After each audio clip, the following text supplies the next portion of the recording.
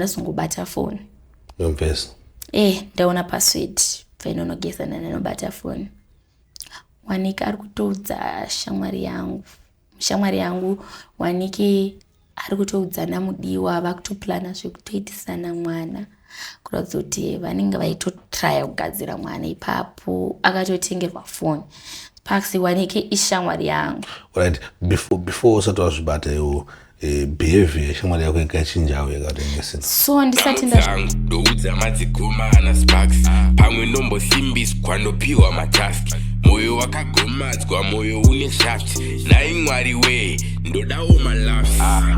I really had to change my story. Vakawanda vanouya vachinditi sorry zvakawanda ndobvunza mwari kuti ndindati handina kana weti. Look, ndine msikana wandaiti ndiye wangu, mfeso wandaiti wangu, ndine business ndakatanga for mhuri yangu, ndikavharo ndakapodza ndatonyura muzvikwereti, ndakamwa zvikapu wangu, go superstitious at some point ndikapinda mudzin'anga, maprofita vaitondiziva nemazita. Hello Mure Zimbabwe, welcome. My name is DJ Sparks. Tripanaba pachirongwa My Way Start Break. Patinokurukura zvinotsemura moyo zvakasiyana-siyana zvekusangana neMure Zimbabwe. Muzuva ranhasi ndina Colorful wakasangana nechinhu chinotsemura moyo chaida kuti mboshare neMure Zimbabwe. Mwanasikana anga akaroorwa, but murume anga akamuroora akazotanga kudanana neshamwari yake, achibva aroora shamwari yake. Sada kuti tinzwe nyaya izvi sere tichikurukura naColorful muzuva ranhasi. Colorful use ndiripo wariseko Sparks. Sparks aripo muri use upenyu. Aiwa upenyu bo Long time. Ndauya uzogona mwo. Tingoona mastreets muchipisa. Viravira nameyepi kuti vanhu vakuzviziva kuti kupisa. Kuti vanhu vakazozviziva kuti vakazozvitambira kuti kupisa zviripo. Sabo. Andiripo. Tibonduze zvakafamba sei? Okay, inini neshamwari yangu yanditamba nayo tiri kuchikora, like kubva tiri ku high school. So neshamwari yangu taitotamba tese zvekudaro. By then inoziva kuti iye anga nemukomana wake ndine mukomana wangu. Saka tiri kuchikoro tabva tazonetsana. Satanetsana iye bva tangokutamba kwake. Saka pakunetsana kwatakaita inini ndaida kuzomwachisa ndadanana nemukomana wake. Ndadanana nemukomana wake. Makanetsana chii? Zviya zvekuti kuchikoro unongoziva zvekunzi iwo wazoenda kanodza mukomana wangu tichi pamwe tete abuda samwe iyo bva indobva anosvita mutsvenodza mukomana wangu. Saka tikabva taita fight. So tanetsana kudaro ndobva aita life yake enda kuita life yangu ndasi tangodana nemukomana wake. Kana kudana nemukomana wake paya tikatozodanana zvekudaro. Ndazopedza chikoro ndaigara chitungizana ndazobva chitungiza. Iye ndobva azobvawo. Saka ina ndatangogara nevabereki vangu kuMbare. Saka nchigarawo Mbare murume anga akandiroora inini. Ndiye wandakabva ndazosangana naye ikoko nchigarawo Mbare. So nchigarawo Mbare kuya ndatsangodana nemukomana akazondiroora tichitodana tichidaro. Shamwari yangu kuchikoro anga akugara kuMbare ndaigara block 4. Iye akazouyawo kuMbare same kublock 1. Saka auya akabva audzonza shamwari yako iri kunoko. Mva auya bva ndona pandaigara. Saka munhu wekuti pandadana nemurume wangu ndaipiwa mari ndoenda naye auti tichidya tichita sei. So zvese zvemba mangu kana ndikanetsana nemurume wangu ndaita sei nemukomana wangu anga chiri mukomana wangu ndaimudza. Saka ndakazosvika pakuroorwa vandatoororwa vandabhisirwa ndichitamba naye. Saka pandakaroorwa inini murume wangu abva nditi hauchafanira kugara kuMbare bva ndanogara kuWestwood. Nanogara Westwood but murume wangu aishandira Mbare. So anga akuita zvekuita sei zvekuya but friend yangu ikasara ichita sei ichigara Mbare.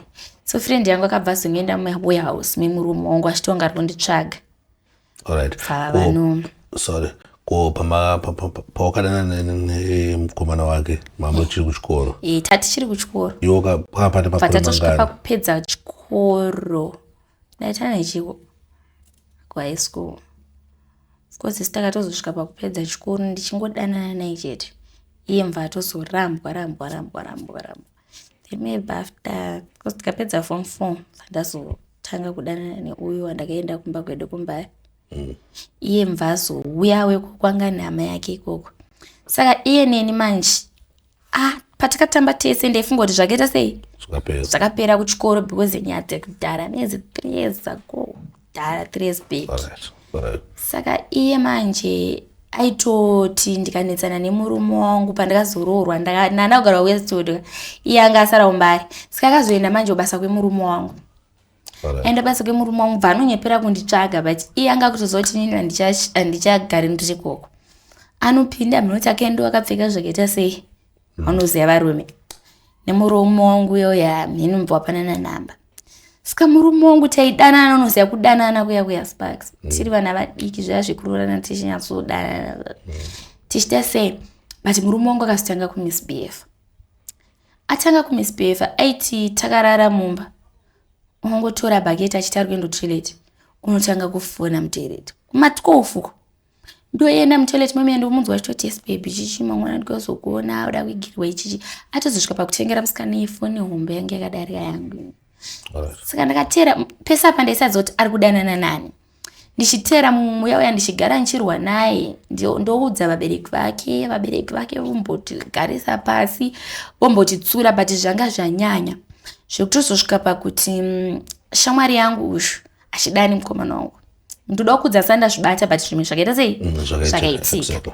So shamwari yangu achidani mukomana wangu azosvika pakudza mukomana wangu kuti ini ndakamudzoti mwana wandinaye haswani haswa baba wemwana uyu hasi kuzoti ndiwari zvekuti murume wangu akazongoya achitora zvinhu achiganda panza achitora mwana wangu achinditamudza maoko achitibva ipanapo ona but vabereki vake mubva waudzwa nyaya iye akaudzwa vabereki vake but nanga asina kundiudza kuti akaudzwa nani vambuti mwana so wangu ane munhu wakaudza then vabereki vacho mubva taiwa mira tite DNA test mubva paendwa ma-DNA test so ma-DNA anozobuda after 3 days week chichichichi so ma-DNA test paakaitwa ndakabva namumenomba kwedu unoona vabereki vangu chinovaudza nyeri kuitika but ndakauya ma-DNA test asati auya after 2 days ma-DNA mvauya mva tatopinda mumba baibai munhu ema-DNA mva atoti mwana ndiwani ndiwake ona handakamborwadziwa panguva yacho iyewo mva akatonyara because munhu anga kutoti ngaenda kundichengetedza mwana asiri wangu chichi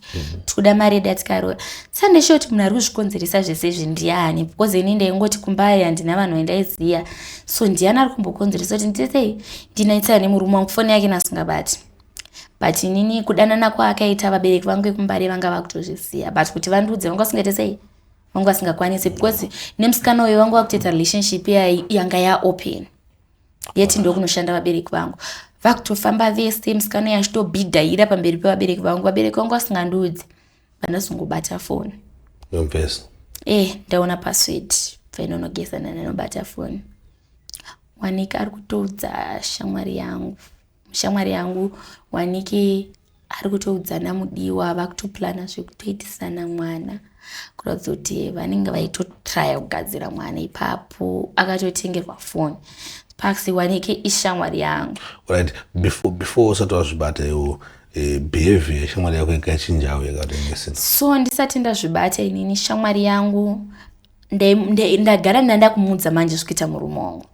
Ndichimudza ningeona murume wangu ari kudai so ari kundidai so ndikurohwa pane munhu ari kushungurudza imba yangu munhu ari kugara achitaura nemurume wangu uchichimungadza iyo bva nditi nditokudza kuti aitouya kumba kubva kumbari zvazvekuti murume wangu anga nemari so maybe aichiva life because iye asati apinda mulife medu aiwa taienda kwese tichita sei but shamwari yangu iyoyoyo ndaimuudza oya kumbo itonga ari kundikansela pandakazozvibata ndikamufonera akandipindura wedi rekuti waifunga kuti zvawakandiita kuchikoro zvaipirira ipapo hana kumboramba kana kutenderera kana kuita sei ndakarwadziwa Sparks kuti shamwari yangu nyaya dzekuchikoro ona uyu munhu akandiroora chichi zvazvelife anga kutondiudza shit kuti ibva udiwe iwe chichi pepa ini ndotodiwa saka zvadaro manje murume wangu ndobva so murume wangu anga kuti andakumuudza pandakazvibata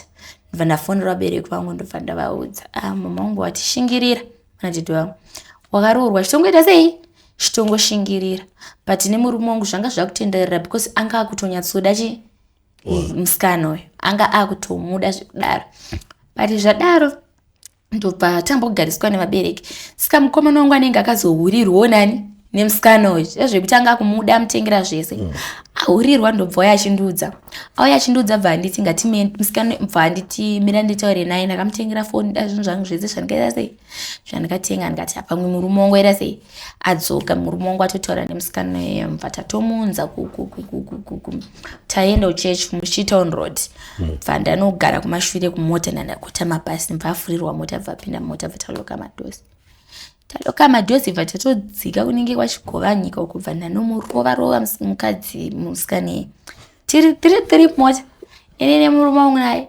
ndamurova bva ndamutorera foni nezvese bva ndangomusiyeko so zvadaro musikana iye ndobva indopolisi bva aendera murume wangu nepolisi ini ndiri kupi ndiri kumba endera murume wangu nepolisi I think varume nekutya kusungwa bva vasoftana bva vadzokerana futi kudaro murume wangu foni yandakatora anga sine nayo bva atotenga imwe nyowani futi ndobva ameendesera because iyi ndandaipa munin'ina wangu ameendesera kudaro vanhu vakazochitanga kudana naSparks ini ndichigara nemurume wangu but takazosvika pachikamu chekuti musikana uyu anga asisatonyari kana kundifonera inini achindiudza kuti bva ipapo pari chichiwo wakanditi harafu tiri kuchikoro sikanini murume uyu wangu vabereki vangu ndobva vambotraya kuenda kumba kwemusikana yakumba aroti auni mwana wenyu ada kuparadza marriage asi inini manje atezvara vangu vanoda mwana ilast born vanoteerera zvese zvaanotaura vangu vabva vasvika pakundiudza kuti mwana wangu anoita zvaanoda iwe wanti wakaroorwa chikafu nacho ngaite vakadzi tu atezvara gayo tinongoaenda chinokumbiro chinochema zvatodaro ndobva tambogariswa dare musikana yambva afonerwa so tafonerwa natete vangu vangu vari kusaidi kwangu ini namukoma vacho nevanhu vese vangu vari kusaidi kwangu but atezvara vangu ndo vangu vari kusaidi uvuchatezvara nepava ndo vangu vari kusaidi kwegirlfriend nemurume wako so atezvara vangu vakabva vatanga kuti hei achiri mwana mudiki kana achida uroora kana vakadzi 3 zvinorambidzwa here zvomwe achigona kuvaita sei kuvachengeta asikaini zvinhu zvazvogara zvichindorwadza everyday zvogara zvichindorwadza everyday nandambotanga kuita maattitude ekuisa phone password yasingazive kudongoti angofila kuti sika musikana uyu pamwe ane zvaakuita sikainini manje ndakazinge ndakuisa anga akurwadziwa achiti akauya nasisabvunze ndakazosvika pachikamu chekusviaccept kuti anga akutomboti akagara achifonera nemusikana iye wasvikera kuti ndasvika chichi ndirimo saka ndakazosvika panguva yekuti nasisabvunze Sparks ndangonyarara achiuya kumba indotarisa kusaidi ndorara ndichiita zvefoni yangu makuseri saka munhu wekuti anga kunetsekana kuti sviko zvikumbonyatsoitika pamwe munhu akuita sei akuhura ndopatikanetsana mbva tarwa ndobva apwanya foni yangu apwanya foni yangu manje kudaro inini ndobva nendo polisi mbva yauya ndobva atorwa nepolisi mbva abhadhara mari ndobva abuda saka paakadzoka kumba abva adzoka achipopota achibvisa zvinhu zvangu mumba ona achibvisa zvinhu zvangu mumba dzadziri kumaraundi 10 anga gaya abvisa zvinhu zvangu mumba manhereyo mva ndagara panzi nemwana mva driver bva anotora musikana uyo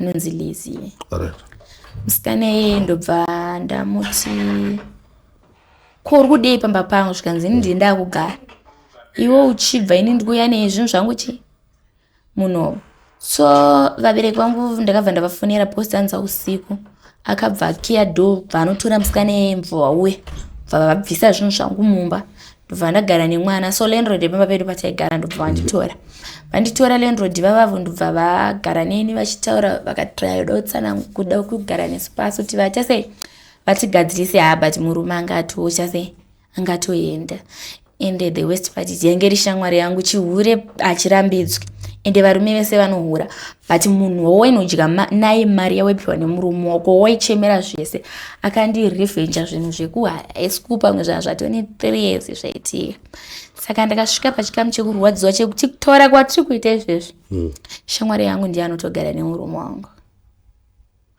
waona anogara nemurume wangu but murume wangu akazosvika pakuda kuzviona futi kuti ayewo ndakabhaiza but it was too late ende nichinja nganyanyondorwadza Sparks shamwari yangu ndo yakandiparadza enremba yangu zvoti dai ndakahurirwa nasomeone but handaimboziva kuti nyaya dzinoitika kudhara kuchikoro munhu anogara nechigumbu chekuda kurevhenja aichiva mabatirwo andaitwa because ndaiti ndikapiwa mari ndiyega wandaiziva akakumbara angauyawo ndaenda naye kwese but ndakabuditswa mumba neshamwari. Saka izvi vane vana? Vane mwana wani. Vane mwana wani? Mukomana wamwe anonzi Ami wavobva watomuposta rekuti Amo. Wamwe anonzi Ami wavo Amo kumechanisa kana saka usati wamuregerera nasi? Handiti kana murume wangu akatongotraya dotaura neni but akandirwadzisa pastage yekuti ndikatomuona nechida kutomudya zvekuti pese pandoti ndonoona mwana wangu ndoavoida kusaonana naye because nyangwe ndakarambana naye ndikatongoonana naye chete nechitongofilo chero chandinganomupadza nacho. Even up to now? Kana handidi. Sama nenguva yakareba sei marambano? 3 years. 3 years? But asha dziripo? Kuti zvekutamba shamwari yangu Sparks. Unonyenga shamwari yangu. Kunakidza kwazvo akazoda kutanga kudzoka kwandiri vane mwana. Aidini? Uri mukadzi wangu ndakaroora. Kati ndakaroora ndikakuzvarirewo wane zvikanzi takaroora. Heyo akuziva kuti munhu anogona kuita vakadzi vakawanda ndinotokuda uya ndimude aterera adiomba kwenyu. Ngati achadiomba kwenyu nekuti ndabva ndiripo wani atezvora vacho vaiti vanomuda. Because vatezvora vacho vaiti hanzi ane hunhu akasangana neni murodhi anokota magirlfriend kana newo. Iwe waisakotama? Inini ndaikotama but inini ndaisagara ndaisisagare navo. Plus kubva kwandakaita kumba ndini izvo zvekuti aiwa takura tadozvirumura but vaisada kuti tibve pamba. Vaidondita muroro wekugara ndinavo paofishi pamba paigara natete baba mwene vana tete saka panhu pekuti haungambogari panhu pakawanda kudaro. Saka ndaita zvendava ndataura nemurume wangu kuti tine mari tadi unoita sei unozvirojera. Saka ithinga chezvaura wangu vangwa nechigumbu chekuti ndakavabvisa padhuze nemwana wavo but tanga takura. Ivo vaidongoramba vanesu chete pamba ipapo because vaifila kuti maybe ndinodya mari yemwana wavo uko.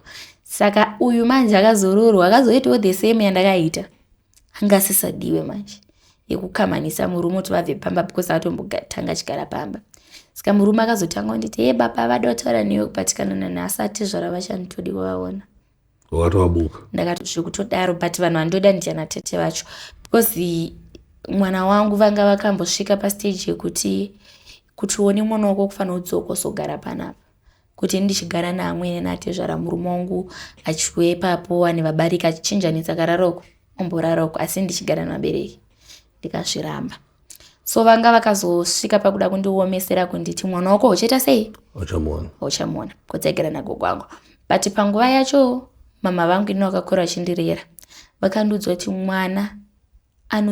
mwana bondi rako neremwana hafi akarikanganwa.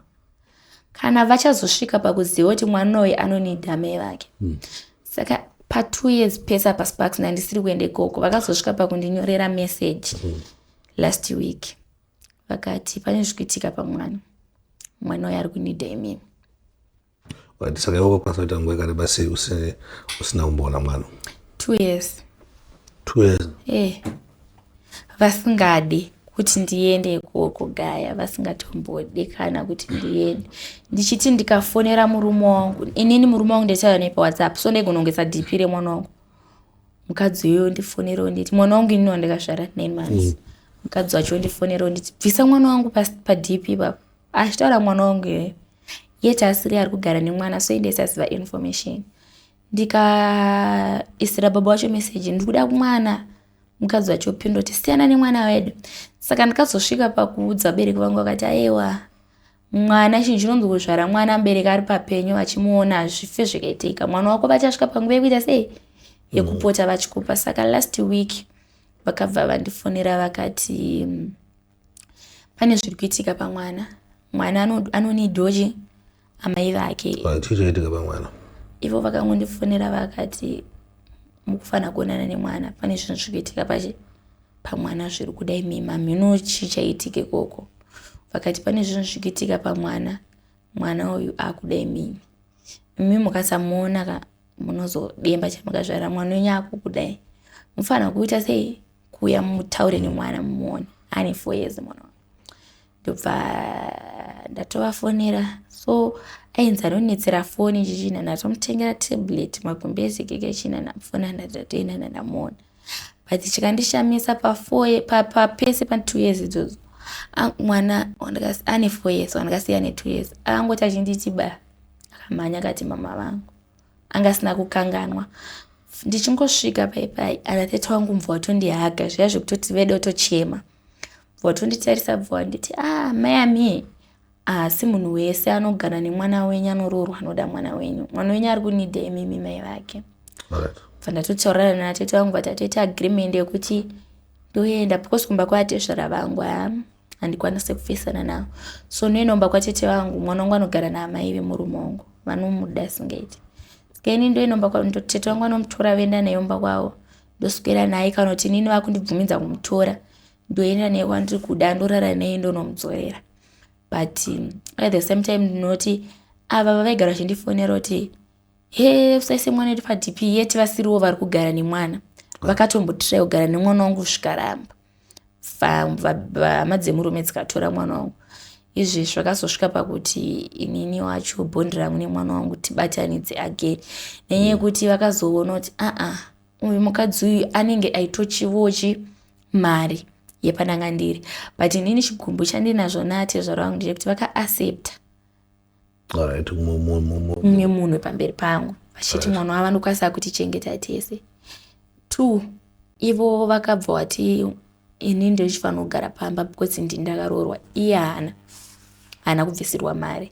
saka iye ndenzi ndiye anofanira kugara nemurume kunze asi ivo vanenge vazoti anovakadzi zviya zvekuti anenge achigara negirlfriend but tichita sei tichiziva ini ndichigara naye pamba pane vabereki apa izvo vabereki ndozvakungosingadi zvipamba pavabereki ndozvana ndisingadi because ndopanowanza tunyaya nekuperera ukame baba because vanhu muchigara muchionana everyday zvinhu zviye zvisingaite but Sparks kutorerwa murume neshamwari yako izvezvi ndivanotogara yese saka vanhu ngavasatrust mafriends guys shamwari adzi especially kana une problem ndakadzidza kuti kana une problem beta shiyana amai vako kana namai yako because ndaigara njiudza shamwari yangu ndikupiwa mari yekuenda out every day ndichienjoya naye zveyanga kutonzwa jealous because atingati nyaya yerevenge kuchikoro inyaya yejealous because dai ini ndaisaitirwa kutengerwa makeke nchipiwa mari kunzenda out hapana munhu aimboda murume asina mari but akatochivaka life kandairaramiswa kusvika pakuzodanana nemurume wangu ende akatozvibvuma anombobvira ramba ine murume wangu chetomboti tikawirirana tombonomurova totora zvinhu bara ndakazosvika pachikamu chekuti rega ndiende cool down right but ko pakauya atezvara akati nomurora paipa ndakaukanganisira ndoti udzokera ndisati ndaenda pakatombogarwa dare iroro tete vangu pane ndinana tete tu vakachema kuti ndakuenda kubuditsa musodzi because ana tete vangu munhu wekuti vanozondohasla saka vanhu kuti taijegana ini ndisina mari vo vasina taijegana but inini nanga ndane chigumbu chekuti atombouya ishamwari yangu hapana patichagadzirisana because vanhu vangu vakatogadzirisana neni sataenda kuti ndozvavepo iwo wakaroorwa uye hana asi mese muri vakadzi ake saka iwo kufanira kugara pamba uye kugara ukwa so ini nasisazvikwanisi kumakambosangana here neshamwari yacho maybe izvozvizvi munombosangana pari pamakambosangana vanhu vanotoita kuti tisasangane because hatikatosangana nyange murume angu hansina basa naye but tikasangana neni ndichitoda kutongomuputidza uchitonzwa hasha neni ndichitonzwa hasha dzekuti ndikasangana naye chero chandakabata nomutema saka vanhu vanotoavoida plus inini futi ndakatomuvengera pastage yekuti akatotadza kugara nemwana wangu because ukaona natete wangu ataura kuti mwana munhu wana anokwanisa kutrita mwana wake zvakanaka ndimi mai vacho nyaya yekuti anatete vangu the same anatete vangu vanondida ivavo ndo the same vakagadzirisa nyaya yekuti nini mwana wangu tidzose bond again ndo vakadaro but saka noya musina mambosangana but mubvunzo wangu unaitsopindura zvakanaka kala yekuti if mukaona kuti mwana wenyu akuzviita zvakaipa zvakadaro munofanira kuenda kumurova muchiona kuti zviri kuitika. Because mukaona kuti mwana wenyu akuzviita zvakaipa zvakadaro munofanira kuenda kumurova muchiona kuti zviri kuitika. kati what if pakanzi no pakuda kuti mudzokerane mwana awane bhondi rababa awane bhondi ramai aizvezvi tisiye zvangu handichatofunge zvembeni ndikabva ndaura moyo kudzokerana muchade zvokubuda masitiri tichisiya kalafunani naye iwa pakatobhaizika handichatokwanise muchade kubuda masitiri handichakwanisa kugara nemurume izvi zvandichade because handichatokwanise kutonobikira munhu Sparks chiuya ndotomurespecta kuti dede nemadiri andakuita kuinawo mangoma ndotoswera ndakarara 24 hour zvakangopera pandakarwadziswawo ipapo ndandatongoononge pamwe marriage nekugara nemurume harisi dhiri ndikabva ndangofila kuti aiwa harisi dhiri but aone nekuti hapana here paunombofungawo kana kungoona kuti maybe zvakaitika ipapo ndo zvagadzira colorful wauri izvezvizvo. I'm not saying kuti colorful kwete kuti ndo zvanditofunga ndizvo zvakatoitika because inini much murume wangu ndichingosiyana naye ndabva ndatanga kuirira nunchi nemamwe mabhebhi takuenda out ndakutozotanga kunoti sike ndiri kutodiwa nevakomana vese apa sikakugara plus pandaigara mumana ndakaonda ndiri katetete kumberi nekumashure kwakangoenzana ndiri kasticking chingwetonge ndikuyo ndikuyenda ndakaona saka ndisiyana nemurume ndakatanga kugeza peace of mind chichi takutoti yezvo imi ndikutonyatsodiwa saka yenge siri partner yangu kai because madirwa acho andiri kuitwa nevanhu vacho vamwe vacho vasvinuka hasi boko saka akutodzokera kwaari kwatokudhara zvauchatombodi naiya saufana kuvaregerera kakalafu handivaregerera ndikwanise because pamwewo totally at the same time ndakabuda mumba ndakuita life yangu asi ivo ndivo vakatokonzeresa kuti ndiite sei ndisiyane nemurume ndakazozviona hangu kuti kukunakidza kunzoko but munhu wese kana watombobvuma pekutanga kuti unoroorwa zviro kuti munhu wako pekutanga waita sei waimuda but kutozoti uregere kumuda nekuora moyo ndiye murume wangu neshamwari yangu natezvara vangu but Kala I know kuti izvezvi zviri kuenjoy apisikana nekufara unakirwa nelife and everything but auchadi here kuzoroorwa futi umbogara pasi one mhuri yako tonzi Kalafu yarapa maybe after 5 years kwete izvezvo harisi dhiri kana kwandiri kubva pandakatosiyana nemurume ndaitoti kana kutofa ndakadaro ndichingojola bo because harisi dhiri kugara nemurume because ish ndakaona zvisionekwe mumba muSparks ende ndiri munhu wekuti hapana pekuti ndagara nemurume nengwe obvious nungo neshamwari yako ningo ndakutotya kupinda marriage ndakutotya so izvezvi ndinongobelieve kuti ndikadanana nemunhu wangu ngatidanane loud last minute iri paloud wise last minute last but zvekuso dakunoti ngatichirorane izvo zvekuroorana izvo ngavambomira takatombodana nevakatomboda kudaro kuti fenza but takavamisa taiwa so you think kuti varume vese vakafanana kuti nyange ayo murume wangu anogerwa zuda anoenda kuchechi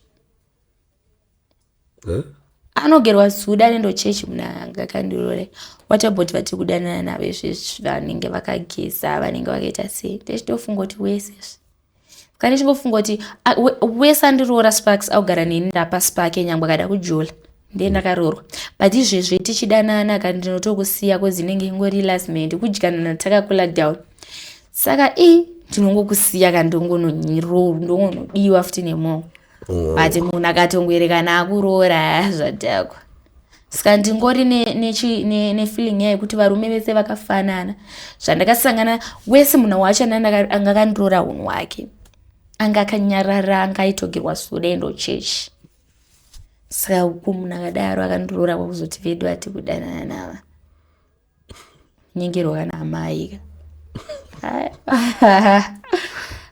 Sparks neni marriage yakandionesa chisioneko nanga ndakaonda iwe tichiti vabereki vangu vakambosvika pakunditesta. Wambotestwa namai vako nekuonda mumarriage, but marriage ine mari. Kochichaitika zvazvekuti murume wangu aiti akabvunza chinhu tairwa, unoziva kupapaidzana mumba. Aindirova zvekuti kumaend ndisisamude, nanda kumudzosera ndichiti ndikapinda mumba ndikaita weti tikatanga hondo nanda kumukupura weti yokufesa. Saka manje zvazvakumubhowa manje. Because vabereki vake vaitsamwa, ini nakandurova ndikabira weti vabva wagumbuka vaenda kusaiti kwemwana wavo.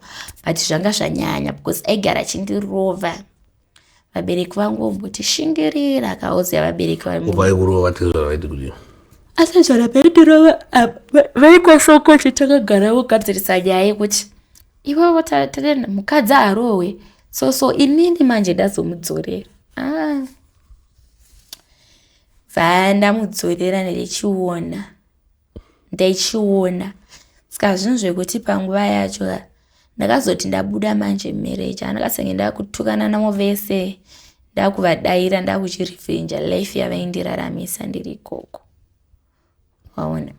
Alright, Kala. Saka iwewe wanandoshita nyaya dzekuti wakatsemurwa mwoyo uchade kupinda murelationship futi uchade kuroorwa. Uda ku-enlistment last. Uda kuchola. Nemunhu unongochidana nawo, unongochidawo. Panguva yacho iyoyo. Kana zvaramba. Tosiya tonyangwa nevamwe move on fast. Like a Wi-Fi. So hautyere zvinhu zvakaita sezvirwere ndo zvinhu zvandakangwarira Sparks. Hapana pekuti iwe unombonosvika unotserendenda kune munhu usina kutestana naye. Because zvirwere zviri obvious munhu kana achida kutotserendenda kutoda kutongotserendenda muzvedzero anotofanira kuti angaita sei atestwa zvinozonzi kudanana munenge matombotanga muchishandisa protector muzonoti mukangorova elasment pari pakutserendena munogona kutonzwanana then motestana moita sei moilasana chienda. Kana tazoramba nawo takanotserendenda futi takanoenda pachikuroorwa harisi dhiri. At least ukadari mukomana wako nyangwe mukaita month muchilasana muri pamwe chete hambofaka kutonga semunhu akuziva kuti akugara newe semurume nemukadzi. Saka uja usingadi kutongwa. Chanisingadi kutongwa nekutogara cheko nemurume, kupa mwoyo wangu munhu wani kuti ndiye wandakuda kugara naye muupenyu hwangu handichakwanisi because ndakabetray. You feel me? Ndandikufila nenyaya yacho mawana iri very tricky. Iri very tricky pakuti shamwari yangu munhu wekuti aitomboya kumba kwangu ndine murume wangu tomurarisa mudhaini ndiye akasenga kutorara pandairara ini gaya iwo ari nemwe zvezvi ndinorara mudhaini. Ndinorara mudhaini. Varume neshamwari idzi vakangooma zva. Pakaipa murezi mapo ndofunga muri kunzwa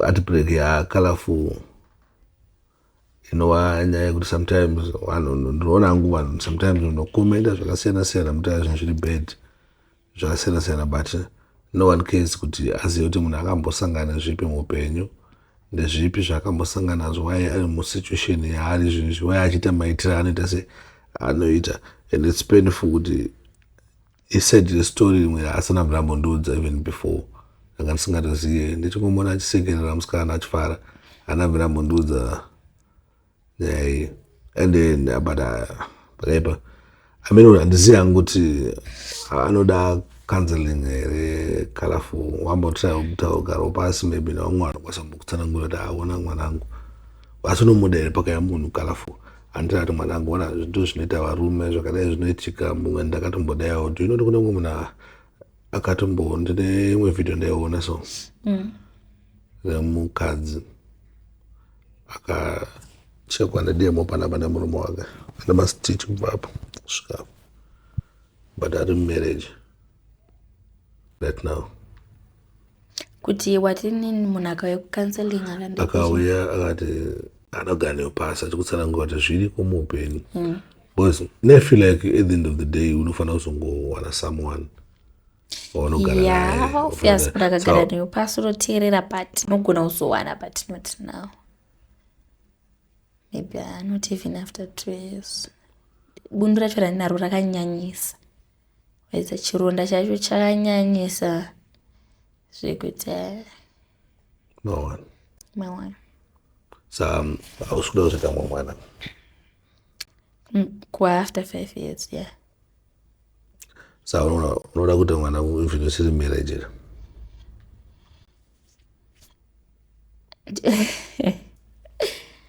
Bazi mukutsere ndenda pane zvimwe zvinouya kuti mwana but obvious mwana anogona kuuya but obvious munenge maronga because ini ndogona kutsere ndenda maybe ndakabayiwa depo ojadeo ondongomuka nchimwa morning after but patori nenguva yekuti ndichasvika pachikambi yekuti inini mwana wangu wandakazvara ndinenge ndichida kuti ave nemunin'ina kusaidi kwaamai vake, you know, haazofanira kungoita madzi kusaidi kwababa wake chete. Nichida kuti umusvariro someone kushiya naye maproblems even though baba wake vakamusvarira mumwe indofanira futi kuzomuitira mumwe. Right, boys, andomumwe kutaura naye nyaya. Saka imimi pochaita mwana iyi uchamuita marriage kana kuti chawe. Ndogona kumuita mumarriage ondogona kumuita ndisiri asi ndine munhu ndendawirirana naye kuti ndoda kusvairira zviri patru. Alright. Wandinoona kuti aiwa uyu ndikamusvairira nyangwe usiri kugara naye mwana wangu aiwa anogona kuita sei bata mwana wake po. Auna muchengeta. Alright. I think ndo my questions andanawe pekupese ndaona kuti now my in good books nemwana makubvumiza kuona mwana mangona say do you have my plans kumbotora mwana uchizogara naye wewe because I think kana even mtemo yacho anoti mwana unofana kana naye wake even ayo panguwa yacho anamidza kutora mwana ndawakada no reporter wakona no reporter mwana akada se ndikamtora. Okay, so situation yandiri nemurume wangu ndekudai murume wangu ane mari kundidarika zvekuti ini ndogonogara nemwana but ndikagara naye hambhadharire school fees and I'm sure about it because iye chake kuda kupfidzisana inini but mwana izvezvi ari kugara namai vake anenge achibhadhara zvese ini naye tichibatsirana but izvezvi ndakukwanisa kutora mwana wangu for holiday, for weekend, for matrips, everything ndakukwanisa kuita ndine mwana wangu kuti ndakuzoti aiwa touching but zvekuti nditi kana kuti akuenda kuchikoro ndigare naye handisati ndane mari yekuti ndokwanisa kuda kumubhadharira school fees every month yeti ndichida kubhadhara mari ndichida kutenga chikafu but baba wacho obvious ndinaye nanhasi vatori pakuda kufixa inini vanozoti hapana mbereki asingade mwana wake saka kutoramba kwavaita nemwana kufixa inini saka apa mwana ndokwanisa kuita sei kuchengetana naye achigara nagogo wake nababa wake tichibatsirana kuita sei kuchengeta because I can't afford to pay school fees like every month but baba wacho anokwanisa saka as long as tese tine mashezi kuti mwana kana holiday unaye weekend unaye zvinhu zvinenge zvakatonaka chaizvo. I think ndanzwisisa.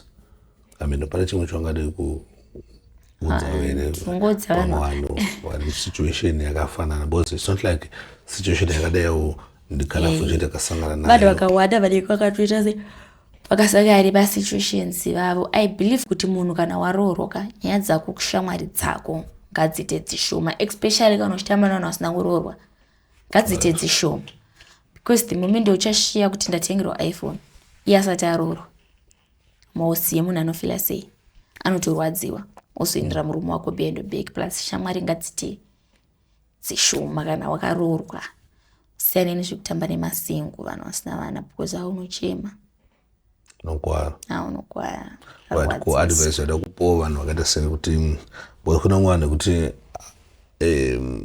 vachiri kuchikoro right now vakukuona I know kuti panoona vanhu vanokufolowa kuna mwana vachiri kuchikoro vanechikoro vanhu vachitoona kuti akalafu so unoti kudiwo kuna vanhu vekuti vari kutorerana vakomana because hatitoona batanyanya kubvisa fact yekuti munhu ana kurevenge pamwe maybe airevenge. Okay, I think vanhu kuchikoro kangavango zvezviitika vanongononge vari vana vadiki but kana watokumaform 4 wotokura iwo kadani munhu wako shamwari yake nemukomana wacho whether manetsana maita sei usambofi wakaita sei wakanodayana neshamwari because hauzivi kuti munhu iyeye madiri anga akuita munhu iyeye anga alevel ripi zvekuti uyu wandakatorera mukomana kana inge iri revenge zveshuwa kana dai akawana mukana wekundisira poison yegunondoraya because anenge akarwadziwa kana akazwa revenge after 2 years 3 years munhu anenge akarwadziwa saka ukatona wakura vana vechikoro muri kumaform 4 form 3 dzidzo yekuwirirana musaitirana nezvinhu zvekutorana vakomana because mwoyo dzevamwe dzitete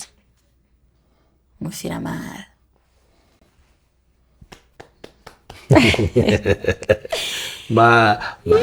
mashoko makukutu ari kubva kuna Colorful.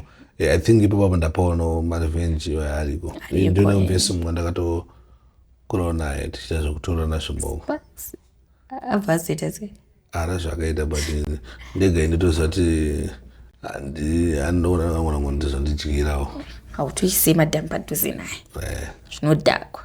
You never know. Obviously, gayati zvinhu zve2 years munhu akarivhenja izvezvi. What about izvezvi vana vechikoro vari kutorirana vanoisirana mushonga noisirana mushonga because maybe munhu wandikamutorirai anotorodza kuti aimuda nemwoyo wese saka aindisekerera achindisa padhuze kusvika azondibata chaipo chaipo yakupo puresha yekuchida kuroorwa ndakabuda ndakabvisirwa mari yemanje papo manje pakubhaisika hana makatobvisirwa mari makatoroorwa mari eya tikatobvisirwa mari tikatoita maroro day ndikatosvaira ndikatopiwa kapaso kavembofamba nako kudhara tikatoita ndichitodiwa shamwari yangu akatononyepa ndogona kunonoka zvangu but murume wako ndomutore ndakatomutoro zvishu. But anyway, I'm very sorry. Yeah, it's okay. Zviriko. Anyway, muri Zimbabwe, tari chimbonzwa Colorful. Colorful is one of my best guests. One of my favorite guests. Boss are you know, I like you boss are you. I will fake it. You don't fake, I will buy it. Yeah, I don't fake. Vanozhinji kunzoko vari fake. Vamwe vanoda zvinipisa ini ndinotongobuditsa kuti aiwa ndakadai. Vanazhinji vari fake. Indoda vanhu variriwo vanonyatsogobuda pachena zvakafamba so kana uchifila red unongoti ndikufila red ndikurwadziwa ndikwanisa kudzokera but ndichiri nebundu but inangu kala. I feel like ufana kuita zvimwe zvinhu let go. Let it go. Yeah, I think it's just zvongosati no zvakatopfuura bozi iwewe pangu pachazoyo mumwe achazondivhara futi achazondibhilivhisa kuti chatozosvika pakuona kuti amen wazoripita panofana kutoyela yeah bozi wakafanira kuenda apa ndozoda kufa ndendahila